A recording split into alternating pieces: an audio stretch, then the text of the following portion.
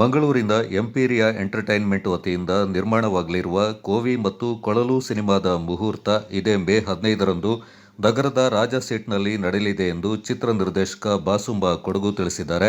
ಸುದ್ದಿಗೋಷ್ಠಿಯಲ್ಲಿ ಈ ಕುರಿತು ಮಾಹಿತಿ ನೀಡಿದ ಬಾಸುಂಬ ಕೊಡಗು, ಗುರುರಾಜ ಮಾರ್ಪಳ್ಳಿಯವರ ಗರ್ಭ ಕಾದಂಬರಿ ಆಧಾರಿತ ಕೋವಿ ಮತ್ತು ಕೊಳಲು ಸಿನಿಮಾ ಕಲಾತ್ಮಕ ಹಾಗೂ ವಾಣಿಜ್ಯಾತ್ಮಕ ಚಲನಚಿತ್ರವಾಗಿದೆ. ಇದರ ಚಿತ್ರೀಕರಣ ಮಡಿಕೇರಿ, ಸಂಪಾಜೆ ಮತ್ತು ಸುಳ್ಯ ಭಾಗಗಳಲ್ಲಿ ನಡೆಯಲಿದೆ ಎಂದು ಮಾಹಿತಿಯನ್ನು ನೀಡಿದರು. ಕಲೆ ಮತ್ತು ಹಣದ ನಡುವಿನ ಸಂಘರ್ಷಗಳ ಕುರಿತ ಕಥೆಯನ್ನು ಇಲ್ಲಿ ಚಲನಚಿತ್ರವಾಗಿ ನಿರ್ಮಾಣ ಮಾಡಲಾಗ್ತಾ ಇದೆ. ಚಿತ್ರಕಥೆ ಮತ್ತು ಸಂಭಾಷಣೆಯನ್ನು ಶೌರ್ಯ ತೇಜ ಅವರು ಬರೆದಿದ್ದಾರೆ. ಛಾಯಾಗ್ರಾಹಕರಾಗಿ ದೃಶ್ಯ ಕೊಡಗು, ಕಲಾ ನಿರ್ದೇಶನವನ್ನು ಲೋಕೇಶ್ ಊರ್ಬೈಲು ನಿರ್ವಹಿಸಲಿದ್ದಾರೆ.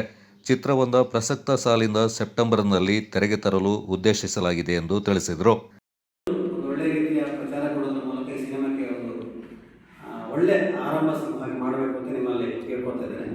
ಈ ಸಿನಿಮಾದಲ್ಲಿ ಮುಖ್ಯ ಪಾತ್ರ, ಸಣ್ಣ ಪಾತ್ರ ಅಂತೆಲ್ಲ ಒಂದು ಕಂಟೆಂಟ್ ಓರಿಯೆಂಟೆಡ್ ಸಿನಿಮಾ ಆದ ಕಾರಣ ಎಲ್ಲ ನಟರು ಇಲ್ಲಿ ಪ್ರಮುಖರೆ. ಹಾಗಾಗಿ ಇದರಲ್ಲಿ ಅಕ್ಷತಾ ಪಾಠವರ ನಿಮಗೆ ಹೆಸರು ಕೇಳಿರುವುದು, ಇತ್ತೀಚೆಗೆ ಫಿಲ್ಮ್ ಫೇರ್ ಪ್ರಶಸ್ತಿ ಎಲ್ಲ ಅಂತ ನಟಿ, ಅವರು ಪಾತ್ರ ಮಾಡ್ತಾ ಇದ್ದಾರೆ. ಅದ್ರ ಜೊತೆಗೆ ನವೀನ್ ಡಿ ಪಡೀಲ್ ಅಂತ ಮಂಗಳೂರಿನ ಖ್ಯಾತ ನಟರು, ನಿಮ್ಗೆ ಗೊತ್ತಿದೆ, ಅವರು ಮಾಡ್ತಾ ಇದ್ದಾರೆ. ಮೋಹನ್ ಶೇಣಿ ಅಂತ ಪಟ್ಟಾಯಿ, ದಶಕದಷ್ಟು ಸಿನಿಮಾಗಳನ್ನು ನೀವು ಗಮನಿಸಿರ್ಬೋದು. ಅದರ ಮುಖ್ಯ ಪಾತ್ರಗಳನ್ನು ಮಾಡಿದ ಮೋಹನ್ ಶೇಣಿ ಅವರಿರ್ತಾರೆ. ಮುರಳಿ ಶೃಂಗೇರಿ ಅಂತ ಸುಮಾರು 70 ವರ್ಷದ ನಟ, ಅವರು ಒಂದು ರೀತಿಯಲ್ಲಿ ಮುಖ್ಯ ನಟರಲ್ಲಿ ಅವರು ಪಾತ್ರ ಮಾಡ್ತಾ ಇದ್ದಾರೆ. ಸುಮಾರು 150ಕ್ಕಿಂತ ಹೆಚ್ಚು ಸಿನಿಮಾ ಮಾಡಿದಂಥ ಆನಂದ್ ತುಮಕೂರು ಅವರು ಪಾತ್ರ ಮಾಡ್ತಾ ಇದ್ದಾರೆ. ಮತ್ತು ಒಂದು ಮೊಟ್ಟೆ ಕಥೆಯಲ್ಲಿದ್ದಂಥ ಶೈಲಶ್ರೀ ಮಂಗೂರು ಪಾತ್ರ ಮಾಡ್ತಾ ಇದ್ದಾರೆ. ಹಾಗೆ ಡಿಗ್ರಿ ನರೇಶ್ ಅಂತ ಕಾಂತಾರ ಒಂದಷ್ಟು ಸಿನಿಮಾಗಳಲ್ಲಿ ಮಾಡಿದವರು, ಪಲ್ಲವಿ ಕೊಡಗು ಒಂದಷ್ಟು ಸಿನಿಮಾಗಳಲ್ಲಿ ಮಾಡಿದವರು, ಅವರೆಲ್ಲ ಇಲ್ಲಿದ್ದಾರೆ. ಹೊಸ ಪರಿಚಯ ಆಗಿ ನಾವು ನಾಯಕ ರೆಡಿಯಾಗಿ ಮಾನ್ಯ ಕುಮಾರ್ ಅನ್ನೋರನ್ನ ಪರಿಚಯ ಮಾಡ್ತಾ ಇದ್ದಾರೆ. ಅವರು ಮೊದಲ ಸಿನಿಮಾ. ಅದಾದಮೇಲೆ ಬೇರೆ ತುಂಬ ಜನ ಇದ್ದಾರೆ, 30 ಜನ ಪಾತ್ರ. ನಾನು ಸಣ್ಣ ಪಾತ್ರ ಮಾಡಿದ್ದಾರೆ, ಲೋಕೇಶ್ ಅವರು ಮಾಡ್ತಾ ಇದ್ದಾರೆ.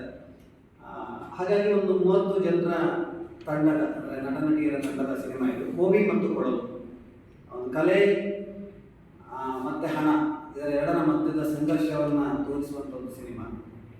ಈ ಸಿನಿಮಾಕ್ಕೆ ಸರಿಯಾದ ಒಂದು ಪ್ರಚಾರ ಕೊಟ್ಟು ಕೊಡಗು, ಈಗ ನೋಡಿ, ನಾನು 40 ಸಿನಿಮಾಗೆ ಕೆಲಸ ಮಾಡಿದೆ, 35 ಸಿನಿಮಾದಲ್ಲಿ ಅಭಿನಯ ಮಾಡಿದೆ. ಆದರೆ ಕೊಡಗಿನ ಬೆಲ್ಟ್ಗಳಲ್ಲಿ ಹೆಚ್ಚು ಸಿನಿಮಾಗಳಾಗಲಿಲ್ಲ. ನಾನು ಇಲ್ಲೇ 2-3 ಸಿನಿಮಾ ಇಲ್ಲೇ ಸಣ್ಣ ಪುಟ್ಟ ಸಿನಿಮಾ ಮಾಡಿದ್ದೆ, ಗೋಲ್ಡಲ್ಲಿ ಬೇರೆ ಸಿನಿಮಾ. ಈ ಏರಿಯಾ, ಅಂದರೆ ಕೊಡಗಿಂದ ಸುಳ್ಯ ಸಂಪಾದೆಯವರೆಗೆ ಹೆಚ್ಚು ಎಕ್ಸ್ಪ್ಲೋರ್ ಆಗಲಿಲ್ಲ ಈ ಏರಿಯಾ. ಹಾಗಾಗಿ ಈ ಸಿನಿಮಾನ ಇಲ್ಲೇ ಮಾಡಬೇಕು ಅನ್ನೋ ಆಟ ಕತೆ. ಈ ಕತೆ ಒರಿಜಿನಲ್ಲು ಗುರುರಾಜ್ ಮಾರ್ಪಳ್ಳಿ ಅವರ ಗರ್ಭ ಅನ್ನೋ ಕಾದಂಬರಿ ಇದೆ. ಕಾದಂಬರಿಯನ್ನು ಇಟ್ಕೊಂಡು ನಮ್ಮ ಶೌರ್ಯ ಅವರು ಸ್ಕ್ರೀನ್ ಪ್ಲೇ ಮಾಡಿರೋದು. ಆ ಕಥೆಯಲ್ಲಿ ಆಕ್ಚುಲಿ ಮಡಿಕೇರಿ, ಸುಳ್ಯ, ಸಂಪಾಜೆ ಇರಲಿಲ್ಲ, ಬಟ್ ನಾವು ಆ ಪ್ಲೇಸನ್ನು ಮಡಿಕೇರಿ, ಸುಳ್ಯ. ಗೋಷ್ಠಿಯಲ್ಲಿ ಚಲನಚಿತ್ರದ ಕಲಾ ನಿರ್ದೇಶಕ ಲೋಕೇಶ್ ಊರ್ಬೈಲು, ಚಿತ್ರಕಥೆ ಮತ್ತು ಸಂಭಾಷಣೆಕಾರ ಶೌರ್ಯ ತೇಜ, ಛಾಯಾಗ್ರಾಹಕ ದೃಶ್ಯ ಕೊಡಗು, PS ಫಿಲ್ಮ್ಸ್ ನಿರ್ದೇಶಕರಾದ BD ಕುಮಾರ್ ಪಾಲ್ಗೊಂಡಿದ್ದರು.